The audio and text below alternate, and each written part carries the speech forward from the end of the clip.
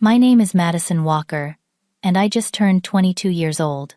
My life changed forever when my grandfather Benjamin, the tech mogul, who raised me like his own daughter, handed me the keys to his $120 million empire. What should have been the happiest day of my life quickly turned into a nightmare when my mother and her new husband decided they had other plans for my inheritance. If you think family drama is bad in your house, just wait until you hear what happened next. Before I continue my story, let me know where you're watching from in the comments below. Hit that like button and subscribe to see more unbelievable but true family stories like mine. Growing up, I was always a grandpa's girl. Benjamin Walker wasn't just my grandfather. He was my hero, my mentor, and often my only real parent. From the time I could walk, I'd follow him around his home office, watching in awe as he built what would become Walker Technologies from the ground up. My earliest memories are sitting on his lap while he explained complicated business concepts to me, as if they were bedtime stories.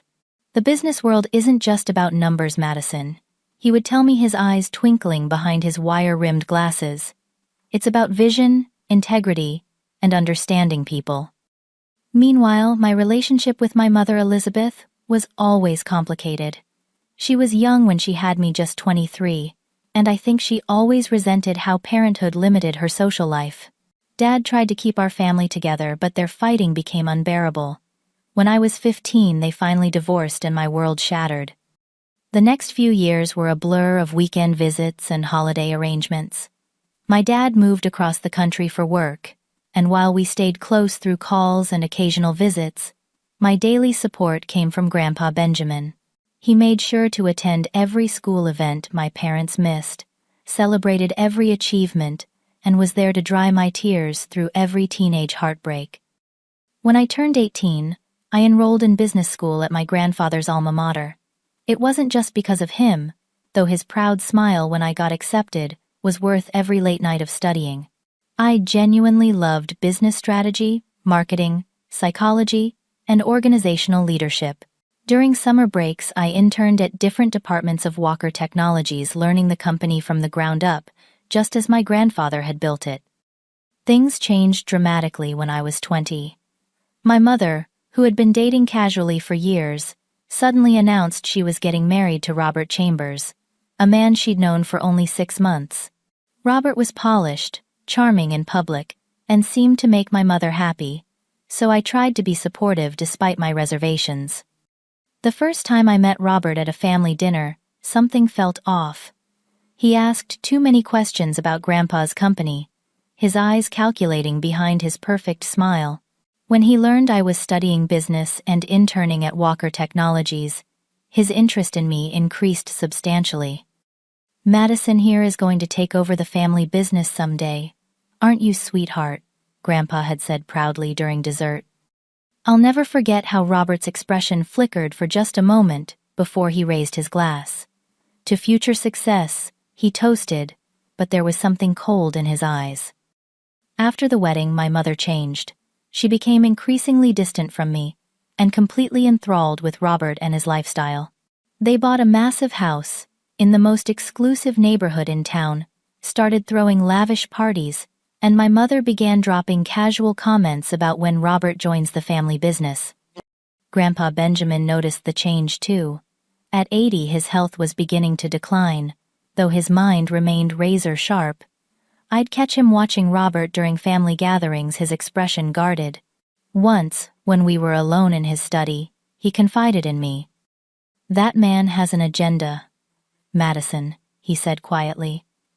"I've met hundreds of Robert Chamberses in my time. Men who see shortcuts where they should see responsibility." I nodded, relieved I wasn't the only one who sensed it. "Mom doesn't see it. She thinks he walks on water." Grandpa patted my hand. "Your mother has always been looking for someone to solve her problems rather than facing them herself. But you're different, Madison. You see people for who they really are." The tension between Grandpa and Robert grew over the next 2 years. Robert would make suggestions about modernizing the company structure, which always somehow involved giving himself a prominent role.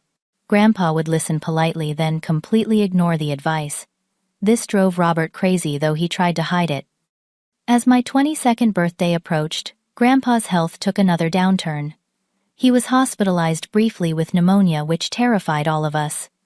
When he recovered, there was a new urgency to his actions. He began having long meetings with his lawyers, reviewing company documents, and making mysterious phone calls that he wouldn't explain. "Just getting my affairs in order," he'd say with a wink whenever I asked. "At my age, it's just good sense." I worried he was preparing for the worst, but he assured me he wasn't going anywhere anytime soon. "I've got too much to see yet, Madison. Too many of your triumphs to witness."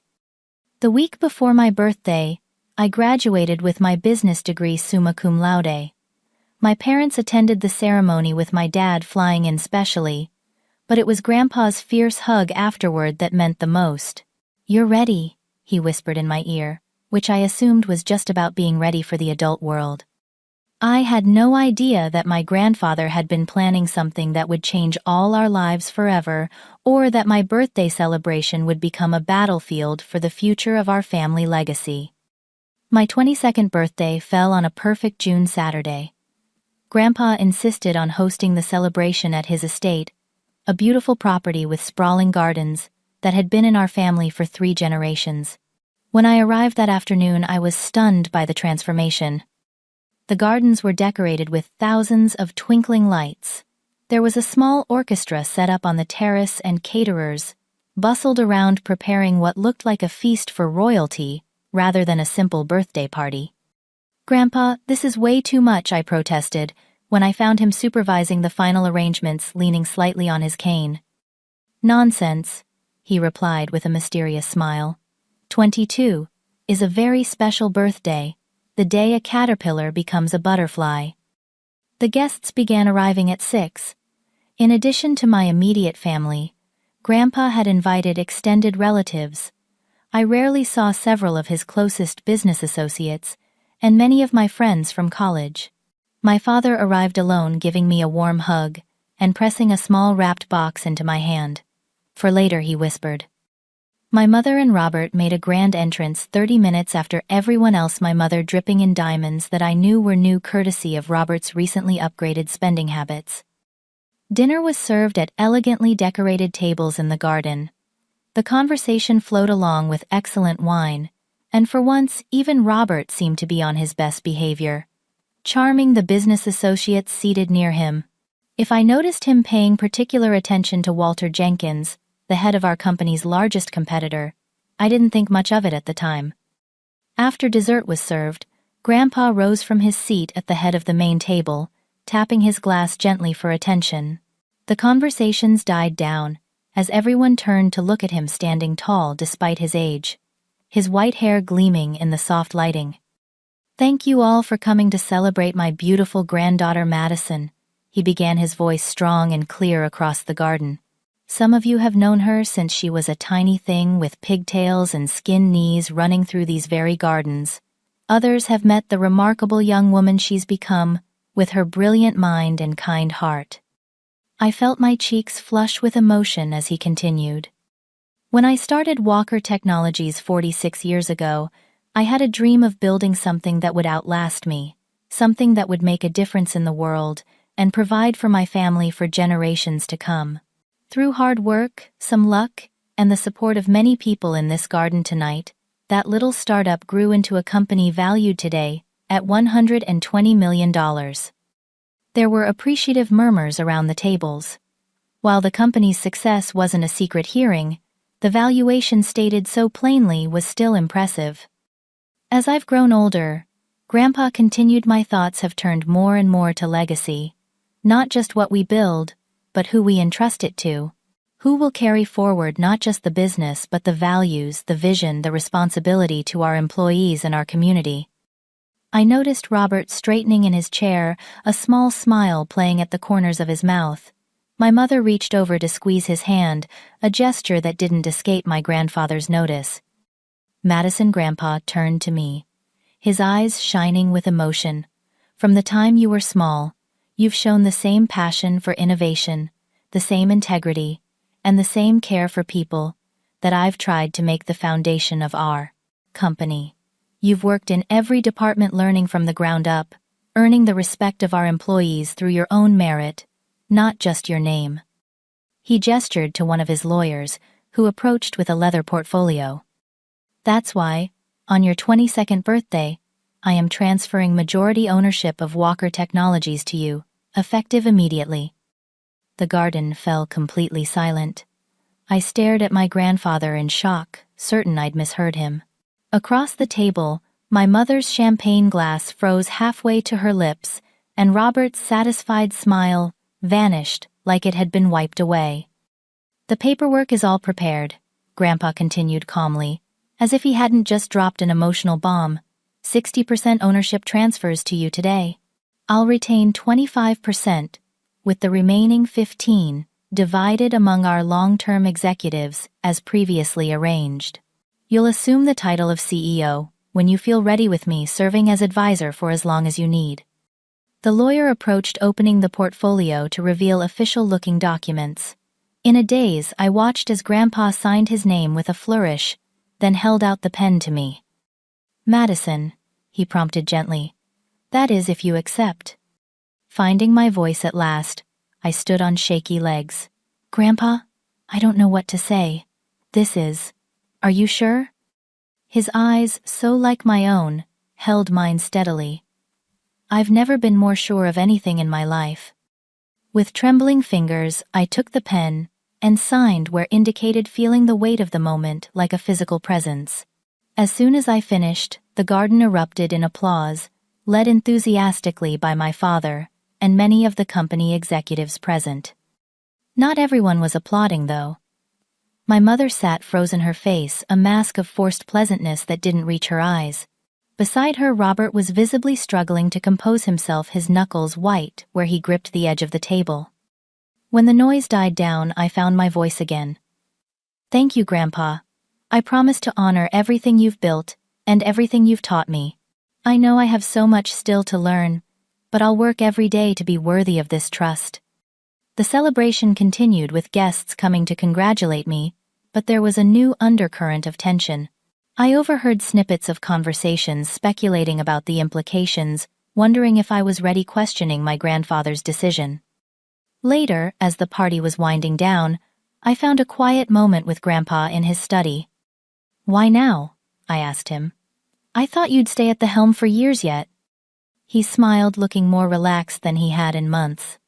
"The right time is when the right person is ready. You're ready, Madison.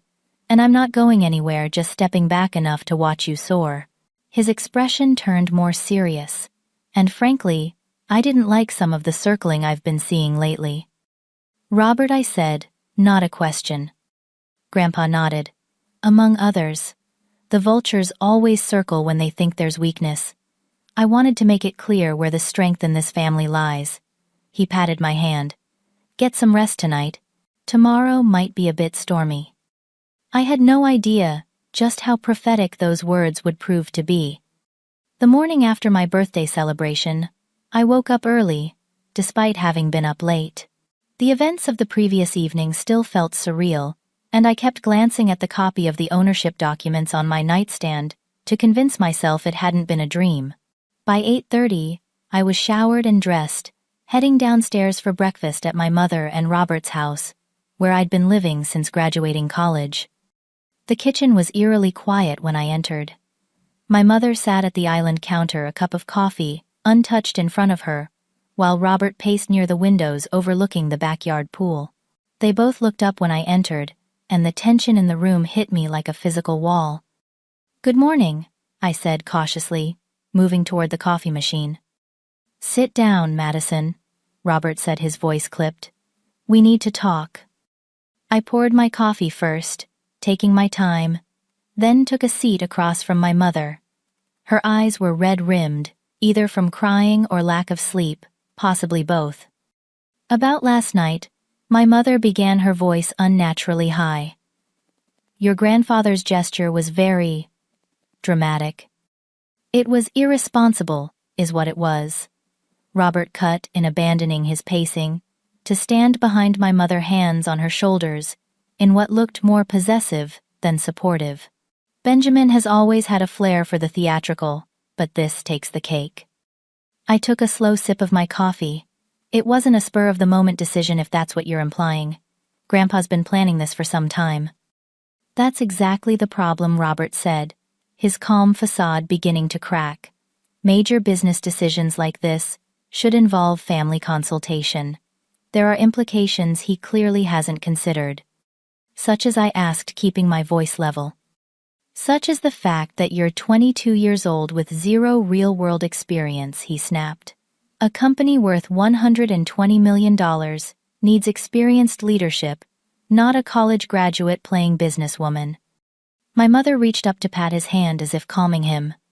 What Robert means, honey, is that this is a lot of responsibility to put on your shoulders all at once. We're concerned about you. The fake sweetness in her voice set my teeth on edge. My mother hadn't been concerned about me in years, certainly not since Robert entered the picture. I appreciate the concern, I said carefully, but Grandpa and I have discussed this extensively. I've worked in every department of the company over the past 4 years. I know the business, the employees, the products. Internships aren't the same as leadership, Robert countered. Which is why your mother and I have come up with a solution that makes sense for everyone. Here it comes, I thought. I'll step in as interim CEO, he announced, as if conferring a great favor. Just temporarily, of course, while you continue learning the business from the inside.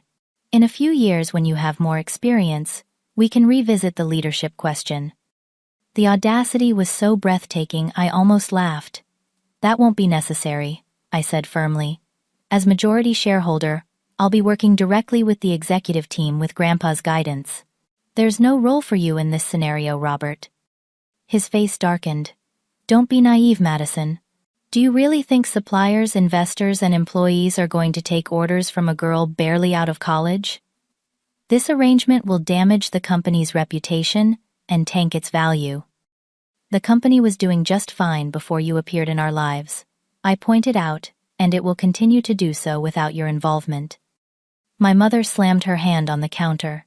Madison, Robert is trying to help you. This hostility is completely uncalled for. I turned to her, genuinely baffled. Mom, why are you fighting so hard for him to control what Grandpa explicitly left to me? This is our family legacy. And Robert is family now, she shot back. He has years of business experience you lack. He's only thinking of what's best for everyone. What business experience exactly, I asked, remembering my grandfather's warnings. Because I've never actually heard any specifics about Robert's illustrious business career before he married you. Robert's face flushed dark red. Watch yourself, young lady. Your attitude is completely out of line. No, I said, standing up. What's out of line is you two conspiring to take over a company that doesn't belong to you. The paperwork is signed. I am the majority owner of Walker Technologies, not you. My mother stood as well, her eyes flashing with anger I'd rarely seen directed at me. If that's your attitude, then you can make your own way in the world without our support. If you won't listen to reason about the company, then you can pack your bags and leave this house. I stared at her, stunned by the ultimatum. You'd throw out your own daughter over this. You're choosing a company over family, she said coldly. Actions have consequences, Madison. This isn't about the company, I realized aloud. This is about money. How much of my inheritance were you planning to funnel into your joint accounts, Robert? Robert took a threatening step toward me, but was interrupted by the sound of the doorbell. A moment later, our housekeeper appeared in the kitchen doorway. Mr. Walker is here to see Miss Madison, she announced. Before anyone could respond, my grandfather walked in behind her, leaning on his cane but looking remarkably spry for a man who'd hosted a major event the night before. Good morning, family, he said cheerfully, apparently oblivious to the tension. I thought I might find you all having a chat about last night's announcement. Robert quickly composed his features into a welcoming smile. Benjamin, we were just discussing some practical concerns about the transition. Perhaps you and I could have a man-to-man conversation about alternative arrangements that might be more appropriate. Grandpa settled himself at the counter, accepting the coffee the housekeeper quickly brought him. No need for that, Robert. The arrangements are final. He turned to me with a wink. I assume they've suggested you're too young and inexperienced and Robert should take over temporarily. My mother gasped. How did you? Because I've been in business for over 40 years, Elizabeth Grandpa said mildly. I can spot a takeover attempt from a mile away, even a clumsy one. He took a sip of his coffee. And I hear Madison is being asked to leave if she doesn't comply. I nodded, still shocked by my mother's ultimatum. Grandpa chuckled softly. Well, that moves us right along to phase 2 then. Phase 2, Robert repeated, looking suddenly wary. Oh yes, Grandpa said, his eyes twinkling with what I now recognized as mischief. Transferring the company was just phase 1. I thought we might need a bit more time before phase 2, but you two have expedited the timeline quite efficiently. After my grandfather's cryptic comment about phase 2, the morning deteriorated further. My mother, seemingly emboldened by Robert's presence, doubled down on her ultimatum. Either I would agree to Robert's temporary leadership of Walker Technologies, or I needed to move out immediately. This is ridiculous, I said, looking between them. You're seriously kicking me out because I won't hand over my inheritance to your husband. This isn't about the money, my mother insisted, though her flushed face suggested otherwise. This is about you refusing to accept guidance from people with more experience. Your attitude has become impossible. Grandpa, who had been watching this exchange with remarkable calm, finally stood up. Madison, perhaps it would be best if you did move out. My guest house is sitting empty, and it would give you some independence. I stared at him, feeling betrayed until I caught the subtle wink he gave me when my mother and Robert weren't looking. Fine, I said after a moment. I'll pack my things. Robert smirked triumphantly, clearly believing this was the beginning of my capitulation. How little he understood me, or my grandfather. I went upstairs to my bedroom, the same room I'd decorated as a teenager after my parents' divorce. Looking around at the photos, books, and mementos of my life, I felt a wave of sadness. Not for the room itself, but for the final shattering of the illusion that my mother would ever choose me over her own comfort and desires. As I packed, memories flooded back. The night my parents told me they were divorcing, when I'd cried myself to sleep in this very room. The day I got my college acceptance letter and ran to show my mother, only to find she was out shopping with friends. Countless birthdays and achievements where Grandpa showed up instead of her. I'd made excuses for her my whole life, but maybe it was time to see the truth for what it was. There was a soft knock at the door, and Grandpa entered, closing it behind him. You're doing the right thing, he said quietly, sitting on the edge of my bed, while I folded clothes into a suitcase. Sometimes the hardest part of growing up is recognizing when relationships need to change. She's my mother, I said, my voice breaking slightly. How can she choose him over me so easily? Grandpa sighed heavily. Elizabeth has always taken the path of least resistance.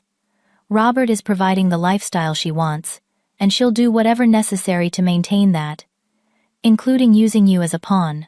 He reached out to squeeze my hand. But you are stronger than she is, Madison. You always have been. Within 2 hours, I had packed everything important into my car. My mother didn't come to say goodbye, remaining upstairs in her room. Robert, however, made sure to be present in the foyer as I carried out my last box. This little tantrum doesn't change anything, he said in a low voice. You'll come to your senses once you realize how in over your head you are. The offer to let me handle things remains open for now. I looked him directly in the eyes. I wouldn't let you manage a lemonade stand, Robert, let alone my company. His smug expression faltered for a moment. Your loss. Don't come crying back when it all falls apart. I followed my grandfather's car to his estate, a beautiful property about 20 minutes from my mother's house. The guest house he'd mentioned was actually a charming 2-bedroom cottage at the edge of the property, with its own garden, and a small stream running nearby. This is gorgeous, Grandpa, I said as he showed me around. But are you sure you want me staying here? I could find an apartment. Nonsense, he replied. This place has been sitting empty since your grandmother's sister moved to Florida last year. Besides, I think we'll need to strategize over the coming days, and having you close by will make that easier. After he left me to settle in, I sat alone on the cottage's small porch, trying to process everything that had happened in the past 24 hours. From being gifted a major company to being thrown out of my home, it felt like emotional whiplash. My phone rang, displaying my mother's number. Taking a deep breath, I answered. "Madison," she began without preamble. "This has gone far enough. Come home and we'll discuss a reasonable compromise." "A compromise where Robert gets control of my company isn't reasonable, Mom." She made an exasperated sound. "You're being childish. Robert has contacts, experience, connections you don't have. He could double the company's value in 5 years. If he's such a business genius, why isn't he already running his own successful company?"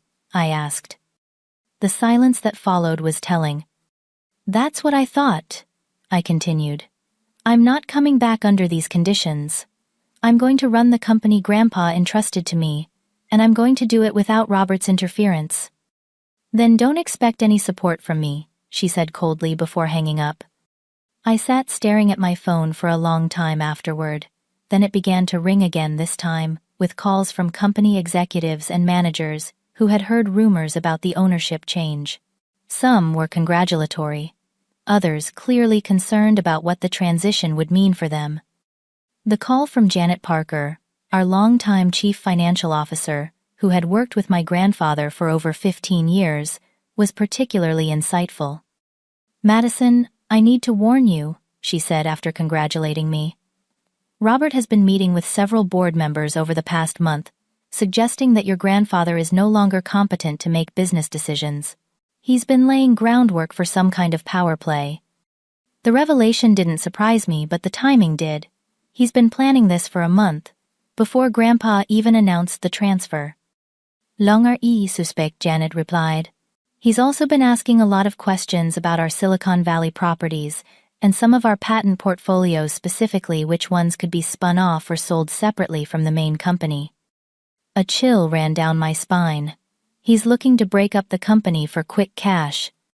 "That would be my assessment," Janet agreed. "Your grandfather was right to act when he did." After we hung up, I spent the rest of the evening researching company bylaws and ownership rights, making notes of potential vulnerabilities Robert might try to exploit. Despite my exhaustion, sleep eluded me as my mind raced with strategies and concerns. Around midnight, there was a knock at the cottage door. I opened it to find my grandfather still fully dressed, despite the late hour. "I thought you might be up," he said, holding up a folder. "There are some things you should see before tomorrow." "What's happening tomorrow?" I asked, letting him in. "Your first day as official owner," he replied, spreading the papers on the kitchen table. "And if I know Robert, he's not going to make it easy for you." Grandpa walked me through various company documents, pointing out important clauses and agreements I needed to be familiar with. As the night wore on, he finally addressed the elephant in the room. "You should be prepared for what you'll face tomorrow," he said gravely. "Robert has been working behind the scenes for months. He's going to try to undermine you with the board and the executive team." "Why would he do all this?" I asked. "He barely knows the company." Grandpa's expression was grim, because Robert Chambers isn't who he claims to be. His real name is Robert Chamberlain, and he's been involved in 3 corporate takeovers in the past decade, each time marrying into a family with business interests, gaining control, selling off assets, and moving on. The revelation stunned me. "Does Mom know?"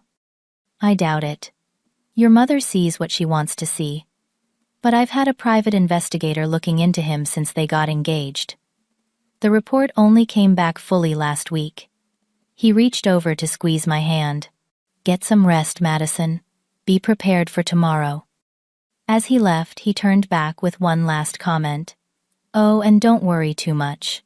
I've been preparing for this possibility longer than Robert has been plotting. Just remember that sometimes you need to let your opponents reveal themselves fully before you make your move."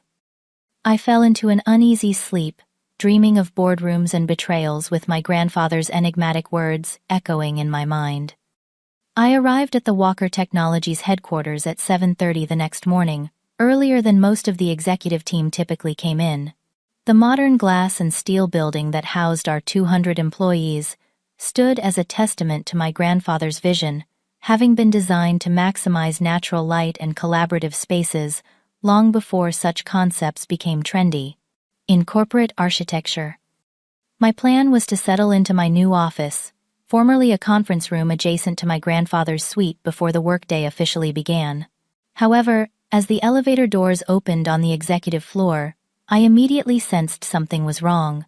The lights in my grandfather's office were already on, and I could hear voices inside.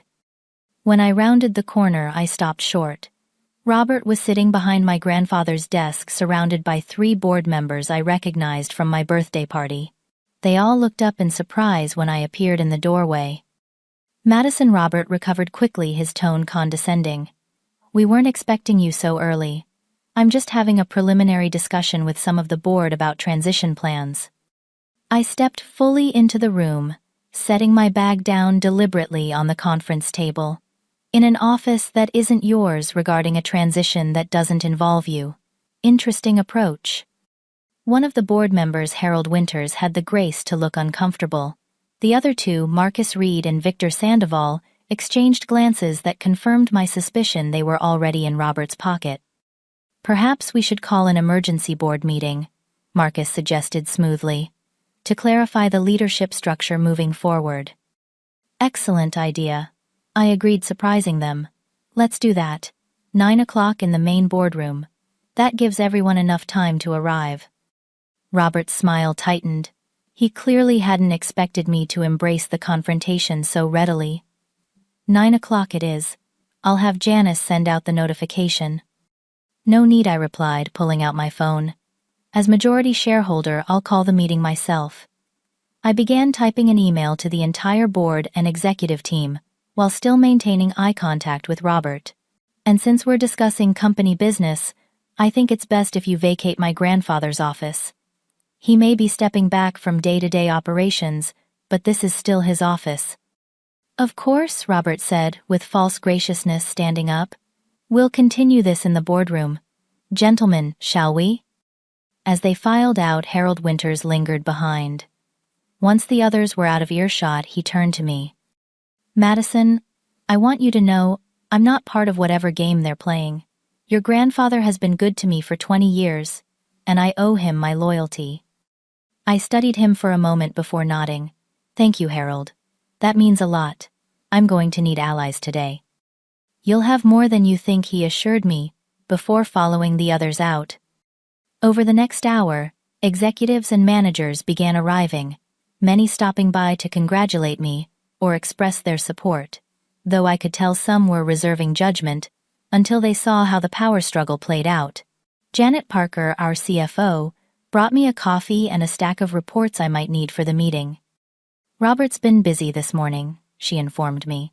"He's been telling anyone who'll listen that your grandfather made a rash decision due to his declining health and that the board will need to implement temporary oversight for the good of the company." I shook my head in disgust. Using Grandpa's health as a weapon? Classy. "It gets worse," Janet continued.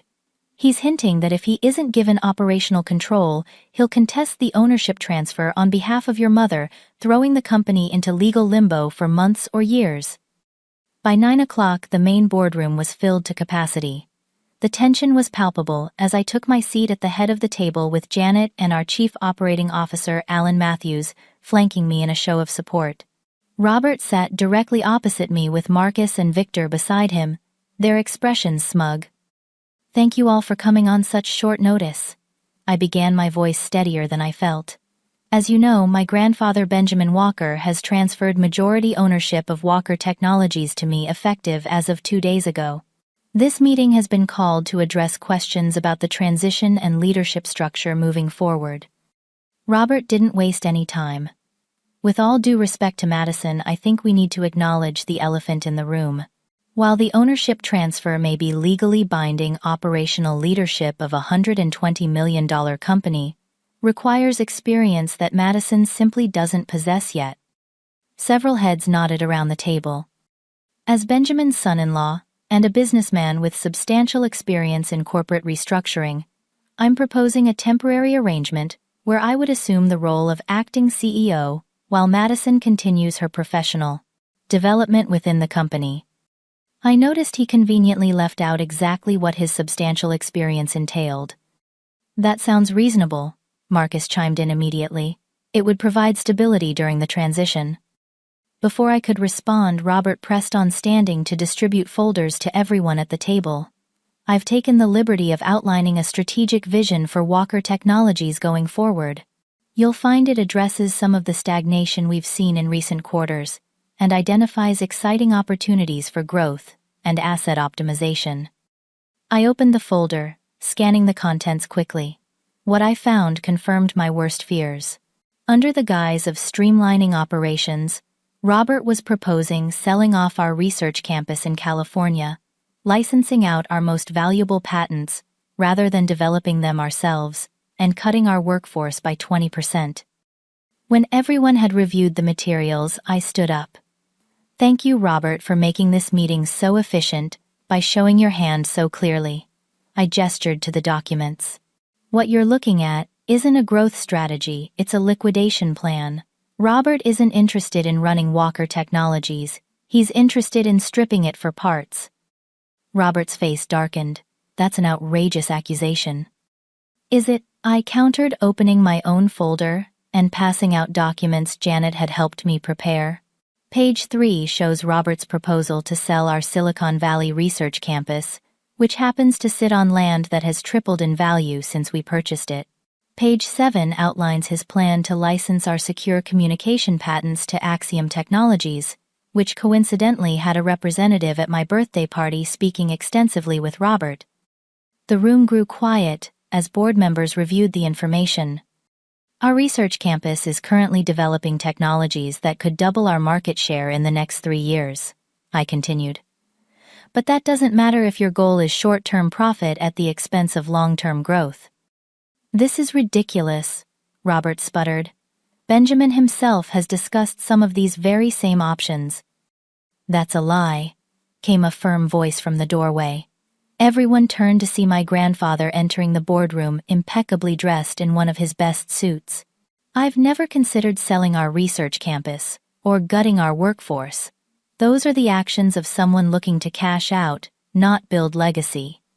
The atmosphere in the room shifted perceptibly as Grandpa made his way to stand beside me.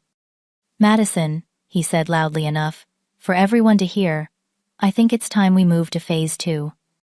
Before Robert could interject, the boardroom door opened again, and my mother walked in looking tense and uncomfortable. Behind her came a man in a suit I didn't recognize, carrying a briefcase. What is this? Robert demanded, his composure slipping. Elizabeth, what are you doing here? My mother avoided his gaze, taking a seat at the far end of the table. Benjamin called me, said I needed to hear some things for myself. The man with the briefcase stepped forward. My name is Michael Donovan. I'm a private investigator hired by Mr. Walker to look into Robert Chambers's background and business activities. Robert lunged to his feet. This is completely inappropriate, Elizabeth, we're leaving. Sit down, Robert, my grandfather commanded with such authority that Robert complied automatically. Before you try to take over my company, you might want to hear what Mr. Donovan has discovered about your past ventures. The investigator opened his briefcase, removing a thick folder. Robert Chambers, born Robert Chamberlain, has been involved in 3 similar situations over the past decade. In each case, he married into a family with significant business assets, maneuvered himself into a position of control, liquidated company assets for cash, and moved on. His last wife, Caroline Mercer, of Mercer Electronics, lost $40 million in company value before their divorce was finalized. The boardroom erupted in murmurs as Mr. Donovan continued detailing Robert's history of corporate raiding disguised as marriages. With each revelation, my mother seemed to shrink further into her chair, her face ashen. When the investigator finished, Robert stood again. His charm completely evaporated. This is all circumstantial and taken out of context. Elizabeth, tell them this is ridiculous. But my mother was staring at him, as if seeing him for the first time. You told me Mercer Electronics was a competitor you'd worked with. not a company you married into and destroyed." "That's not what happened," he insisted, but his desperation was showing. "There's more," Grandpa said quietly. "Mr. Donovan, please tell the board about the meetings Robert has been having with Axiom Technologies." The investigator nodded. "We have documented evidence of 4 meetings between Mr. Chambers and Axiom's CEO in the past month alone. Based on intercepted communications, they were discussing the potential acquisition of Walker Technologies' patent portfolio, following what they referred to as the upcoming restructuring." The revelation was the final straw. Harold Winters stood up, his face flushed with anger. "I've heard enough. I move that we formally acknowledge Madison Walker as the rightful majority owner and leader of this company, and that we remove Robert Chambers from the premises immediately." "I second the motion," Janet said firmly. "All in favor?" Grandpa asked, looking around the table. The response was unanimous, even from Marcus and Victor, who were clearly scrambling to distance themselves from Robert. "Security has been notified," my grandfather added, as 2 uniformed guards appeared at the boardroom door. "They'll escort you out, Robert." Robert's face contorted with rage. "This isn't over. Elizabeth, let's go." My mother stayed seated, not looking at him. "I think I'll stay for the rest of the meeting, Robert." As security led a fuming Robert away, the boardroom settled into a stunned silence. Grandpa broke it by turning to me with a proud smile. "Madison, I believe this board meeting is now yours to conduct." Taking a deep breath, I moved to the head of the table. "Thank you, everyone.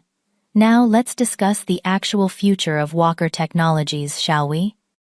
After the dramatic board meeting, we took a short recess. Board members and executives huddled in small groups, processing the revelations about Robert and discussing what it all meant for the company. My mother remained seated at the far end of the table, looking shell-shocked and avoiding eye contact with everyone. I stepped outside, with my grandfather needing a moment to collect my thoughts. "You knew," I said quietly. "You knew exactly what he was planning." Grandpa nodded, leaning slightly on his cane. "I suspected from the beginning, but I needed proof. That's why I hired Donovan 6 months ago, right after their engagement. The timing of their relationship was too convenient, especially given Robert's sudden interest in the company." "And the ownership transfer, was that always the plan?" "Always," he confirmed.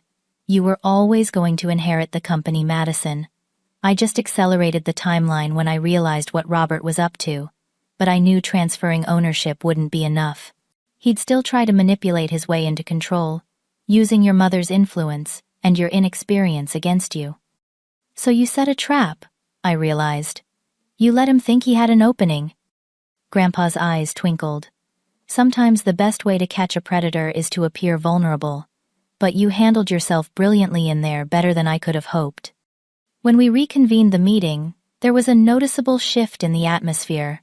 The board members who had initially seemed skeptical of my leadership were now attentive and respectful. After we addressed several pressing business matters, and I outlined my vision for the company's future, Grandpa cleared his throat. "There's one more matter we need to discuss today," he announced.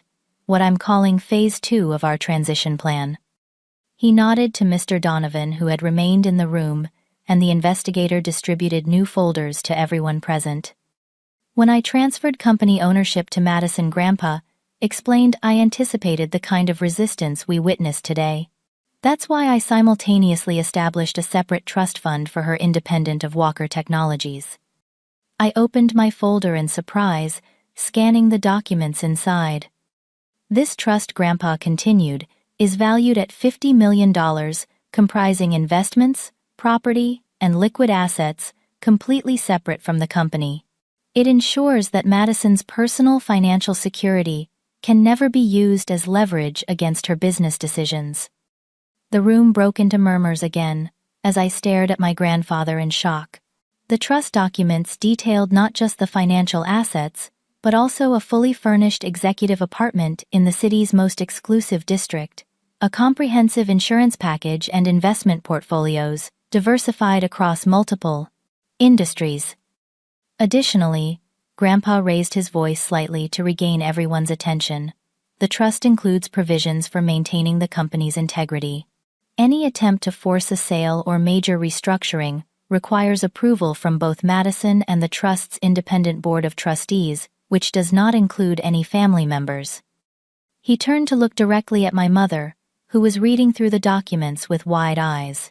This means, Elizabeth, that even if you were to contest Madison's ownership of the company on some grounds which would be difficult given the ironclad paperwork, the trust would provide her with both the financial means to fight you and the legal protection to prevent any forced sales or restructuring.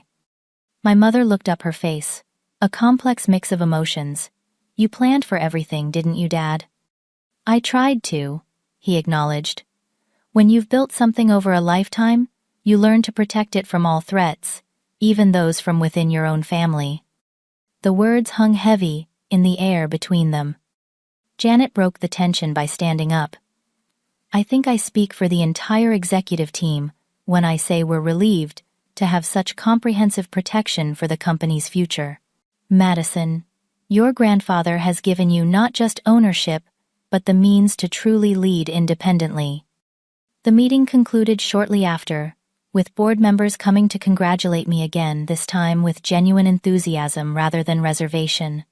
As they filed out, my mother remained seated, staring at the trust documents.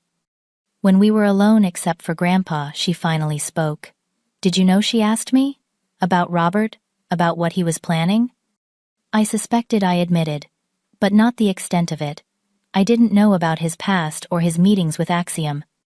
She nodded slowly, then turned to my grandfather. And you didn't think to warn me, your own daughter. Grandpa sighed heavily. Would you have believed me, Elizabeth? Or would you have accused me of trying to control your life, as you have so many times before? She had no answer for that. For what it's worth, he added more gently, I did try to suggest you slow down, get to know him better before rushing into marriage, but you were determined. Because he made me feel special, she whispered, her composure finally cracking. He made me feel like I was the center of his world. While he positioned himself to take control of our family's legacy, I said, unable to keep the bitterness from my voice. My mother looked up at me, tears streaming down her face. I'm so sorry, Madison. When he suggested you leave yesterday, I never thought. I didn't realize what he was really after. I just thought he was trying to protect the company from inexperience. Part of me wanted to reject her apology, to hold on to the hurt of her betrayal. But seeing her so broken, I couldn't. He manipulated all of us, Mom. He's apparently very good at it. She wiped her eyes. What happens now? With us, I mean. That depends, I said carefully. Are you staying with him? She shook her head firmly. After what I learned today, I've already texted our family lawyer to start divorce proceedings. I don't know where I'm going to go. Grandpa stepped in. The lake house is empty. You could stay there while you figure things out. It was a generous offer, considering everything, and typical of my grandfather's capacity for forgiveness. Later that afternoon, after helping my mother pack some essentials before she left for the lake house, I returned to the office to find Grandpa waiting for me in what was now officially my office. There's one more thing we need to discuss, he said, gesturing for me to sit. Your apartment. The one mentioned in the trust. I didn't even know you owned property in the Westmont, I said, referring to the city's most prestigious address. I bought it 2 years ago as an investment, but had it renovated with you in mind. He smiled. Consider it your real birthday present. The keys are yours whenever you're ready to move in. I shook my head in amazement. You really did think of everything. I tried to, he agreed.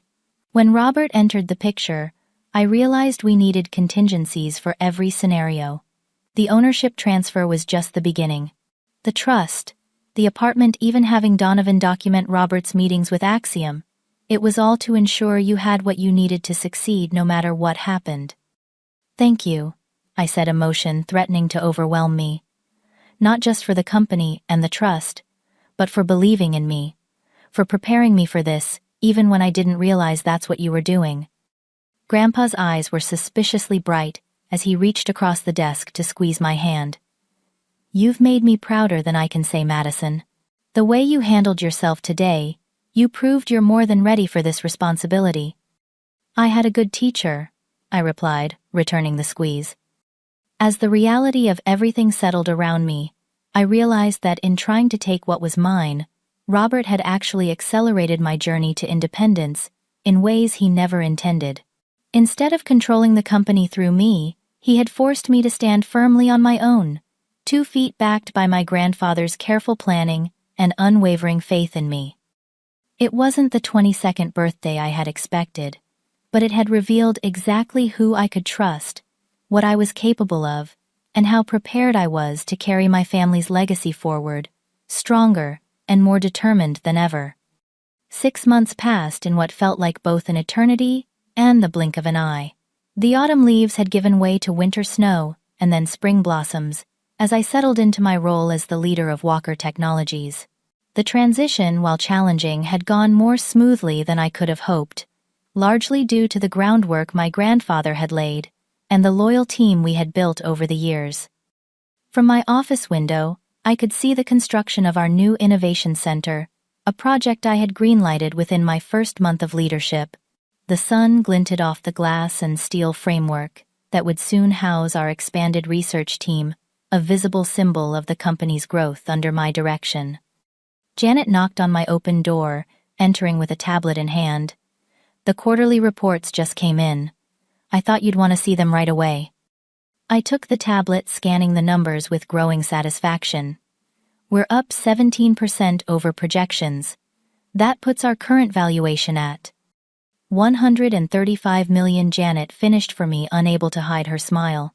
"The board is ecstatic. Your grandfather's decision has been more than vindicated." After she left, I took a moment to reflect on everything that had happened since that fateful birthday. The company wasn't just surviving under my leadership, it was thriving. We had launched 2 new software platforms, expanded our research division, and improved employee benefits, resulting in both increased productivity and record low turnover rates. The personal changes had been equally significant. I had moved into the apartment my grandfather had prepared for me, a stunning 2-bedroom space in the Westmont, with floor-to-ceiling windows overlooking the city park. The independence it provided was exhilarating, after years of living under my mother's roof. Speaking of my mother, our relationship was slowly healing. After her divorce from Robert was finalized, she had stayed at the lake house for several months, using the time for self-reflection. Our weekly dinners had been awkward at first, but gradually evolved into genuine reconnection, as she worked to understand how she had been so thoroughly deceived. "I wanted so badly to be taken care of that I couldn't see who he really was," she had admitted during one particularly honest conversation. "I've spent my whole life looking for someone to solve my problems instead of facing them myself, just like Dad always said." The humility in her voice had touched me. For perhaps the first time, she was taking responsibility for her choices, rather than blaming circumstances or other people. It was a profound change, and one that gave me hope for our future relationship. Robert had not gone quietly into the night. As expected, he had attempted to contest both the divorce settlement and the company ownership transfer, claiming manipulation and undue influence. However, the evidence Grandpa's investigator had gathered about his past business dealings and his meetings with Axiom Technologies had not only derailed his legal challenges, but had also resulted in investigations by the Securities and Exchange Commission into his previous corporate activities. Last I heard, he had fled to South America to avoid pending charges, his carefully constructed facade of respectability completely shattered. My phone buzzed with a reminder: lunch with Grandpa at our favorite bistro. I gathered my things, telling my assistant I'd be back for the 2 o'clock meeting. Grandpa was already seated at our usual corner table when I arrived, looking healthier than he had in years. Relieved of the daily stresses of running the company, he had focused on his health, working with a physical trainer and nutritionist.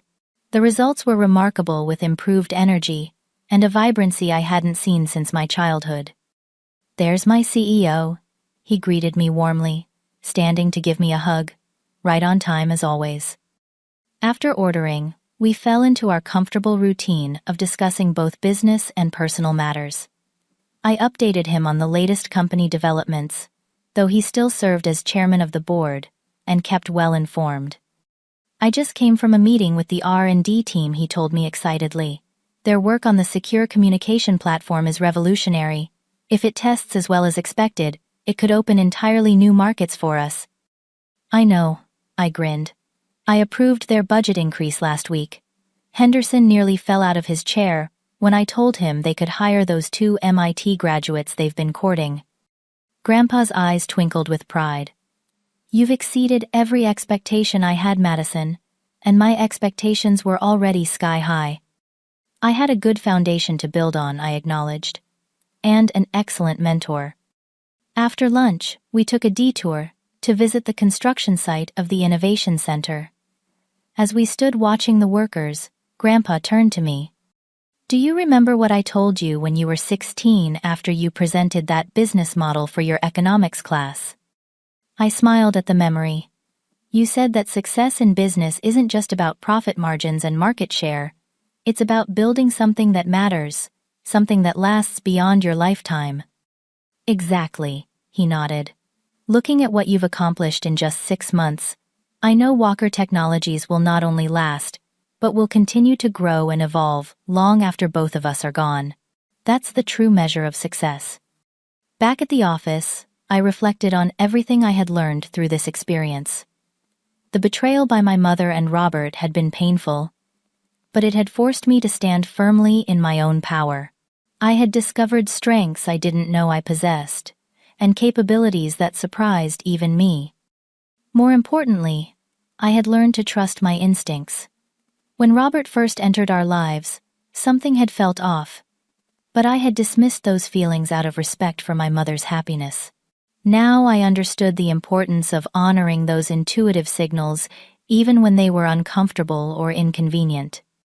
I had also learned about preparation and foresight from my grandfather.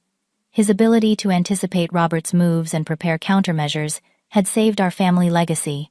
It wasn't just luck or resources that had protected us, but careful planning and strategic thinking. Perhaps the most valuable lesson was about the nature of wealth and inheritance.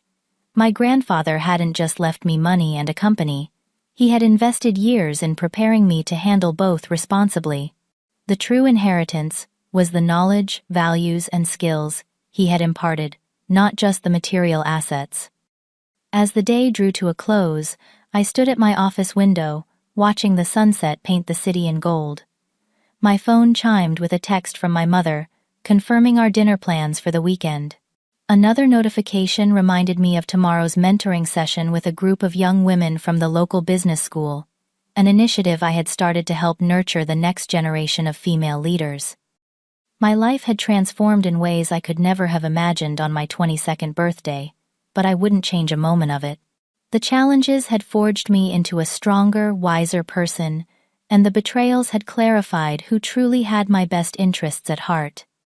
I thought about all the people watching this video, perhaps facing their own family conflicts or betrayals. If you're going through something similar right now, remember that sometimes the most painful experiences can lead to unexpected growth and opportunities. Trust your instincts, stand your ground when you know you're right, and remember that your worth isn't determined by those who fail to value you properly. Have you ever had to stand up to family members who tried to take advantage of you? How did you handle it? Share your stories in the comments below. And if this story resonated with you, please like, subscribe, and share it with someone who might need to hear that standing your ground can lead to greater strength and independence. Thank you for joining me on this journey. Remember, the true measure of inheritance isn't what's given to you, but what you build with it. Until next time, this is Madison Walker, wishing you the courage to create your own legacy.